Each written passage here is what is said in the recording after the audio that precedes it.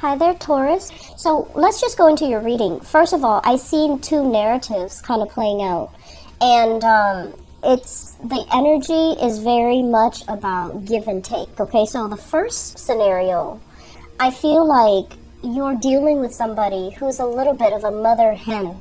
They like to take care of everybody. They like to make sure that everyone is comfortable. They give so much of themselves to make sure everyone is taken care of, to make sure everyone is accommodated for, and they just kind of like bend over backwards to try to please other people. And I feel like they're giving compensation, or they're giving things out to other people in terms of financially, just the generosity of their financial resources, and also food, and making sure the other people are taken care of. And so you're gonna have to look at this person, and you're gonna have to figure out, why are they doing this? Because I feel like some of you are just skeptical. Some of you are just like, no, there has to be a hidden agenda. And I feel like for some of you who are dealing with this, yes, I feel like this person has trouble saying no. This person has trouble with, not wanting to be disliked, not knowing how to handle rejection, not wanting to deal with abandonment. And so they go out of their way to accommodate everybody else. And they're not taking care of themselves. And for some of you, this is like a partner of yours. And you're looking at this person and you're just like, why are you doing this? Why are you putting this burden on yourself? Why are you doing this when you're not getting the appreciation and the thanks? And so you have to really look at the root of the problem. You have to really try to figure out, why they're doing this. And I also feel like you're in a little bit of a difficult situation because you're watching them go through it. And, there isn't anything you can do to dissuade them from doing what they're going to do. And so you have an option. Either you just stand idly by and watch them kind of like wear themselves to the ground and not do anything and not add or contribute or subtract from the situation. Or if you really love this person, you're going to need to step up and, chip in, help, because they're going to do what they're going to do. And so I see many of you kind of like feeling like, I don't want to do this. I'm really against it. I don't want to enable the situation. But at the same time, you're just like, it's not really my problem. And so you kind of, shimmy away as if it's not really your problem. But my advice is, if you really love this person, you need to step up and you need to, help out in whatever means you can. And I feel like that's really going to help them. For some of you, I feel like you're dealing here with a fire sign. So this is a Sagittarius, an Aries, or a Leo, Sun, Moon, or Rising. If this is your partner and the give and take in the relationship, and this is, now the second scenario, if the give and take in the relationship is really off kilter and unbalanced, you're going to start to see it. You're going to start to see tempers flaring up in this relationship, okay? So, for example, if one person is doing all the work and then the other person coasts, excuse me, then I feel like there will be some type of reckoning. If one person is like, once again, that fear of abandonment, that fear of rejection, that fear of like needing to be liked, needing to take care of somebody all the time, needing to be that mother hen, needing to control situation. And the other partner is just like, oh, that's not my problem. I don't need to deal with that. I feel like the relationship is coming to a head. It's gonna boil over. And so the next 2 weeks, if you're dealing with this situation, tread very, very carefully. Step up and help out. If this is you and your partner is, not really doing their fair share, I feel that you're going to need to explain yourself and you're going to need to ask for help, okay? A lot of the times, when we've been with somebody, we assume that they can read our minds. We assume that everybody is born with a set, balanced scale when it comes to give and take, and when it comes to being considerate, and when it comes to being thoughtful. Some people are not raised, to value those things. And so, if they love you, honestly, they will do what is asked. They will go above and beyond, but they need to understand what you need help with. So I feel like that's the problem here. Everything can be facilitated with, a little bit of communication, asking for help, and really asking the other person for help, and not, in a way, assuming that, don't you see I'm busy? Why don't you, make yourself useful? Like, you have to really ask for help and be very, very sincere about it if you're on that receiving end. And then likewise, if your partner is the one slaving away, there needs to be a sense of like stepping up. I also feel this is playing out in a family environment as well. And I'm also sensing that it's a situation where one person is like buckling under the pressure. And, we do have a lot of family gatherings, a lot of holidays towards the end of this month.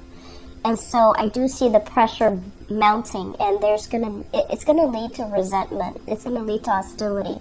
So whatever you can do, anticipate, really look and examine a situation, not just gloss it over, but just anticipate what you can do in a situation so that it doesn't boil over, okay?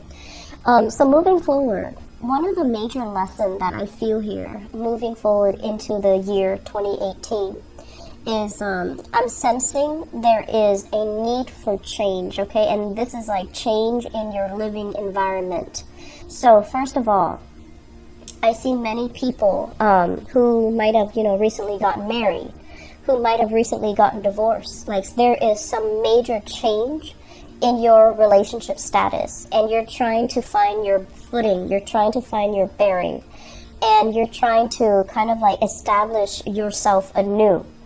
And so this sense of like independence, this sense of like thinking about, okay, I'm at this age in my life, what do I need to have so that I am, I guess, like self-sufficient, so that I am where I need to be. So, a lot of the times we don't really want to succumb to social expectations.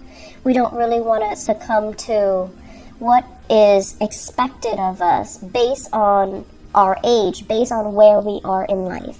But I feel like that energy about, social expectation is coming in to help you figure out what the next step is going to be. And a lot of it has to, it relies on your own sense of self-sufficiency. So for example, I'm seeing some people recently married, still living with their parents. And there's like mounting pressure. And you're doing that because it's financially, it makes sense. But I feel like it is becoming a burden. And so really thinking about what's preventing me and my partner from going out and getting our own space. And I don't feel like it's finance related. I feel like it harkens to, I feel like there's a deeper, more subtle underlying purpose. And a lot of it is security based. A lot of it is, being stuck in the situation with the devil that you know, rather than going out and trying something anew. So I feel like there's a lot of fear underlying the decision, and it's not finance related. You can convince yourself that it's finance related, but I don't feel that it is. And then I'm also feeling other people. You're dealing with another person that you're living with who is not picking up their slack, who is like not grown up. It's like you're always taking care of them. You always, clean up after them, take care of them, and you're not holding them accountable for their behavior. And so living arrangement changes will be happening for the year 2018. And it's going to happen in a very swift, possibly catastrophic way, in a very swift way, if these things are not, handled or are not mitigated, if these problems are not mitigated, okay? And then others of you're trying to get yourself back on your feet. I feel like there might have been a separation, there might have been a divorce. You're no longer with the partner, and you're trying to make ends meet. You're trying to figure out, what am I good at? What are my skills? How do I re-enter the labor market? And I feel like there's a lot of worries and anxieties. And so if you know, um, there are these social services available in major cities. So, you know, it's like social services. So go to them, have them look over your resume, have them, they have resources in terms of, you know, careers to get you back on your, like jobs to get you back on your feet, job listing. They could be entry level up to mid level. And depending on your skills, they can help you, you know, find something to get you back on your feet, okay? Find resources that are local to you and make the most of it, because I feel like you're not really stuck. You might feel like it's a very scary and daunting process, you know, to return to the workforce. But I feel like in no time you're going to be learning new skills. You're going to get back on your feet, and 2018 is going to be a very good year for you who are dealing with, you know, recent separation and are now trying to get back on your feet. So the lesson here about, you know, the major theme that can really help us when we cross over into 2018 is aiming to be very self-sufficient.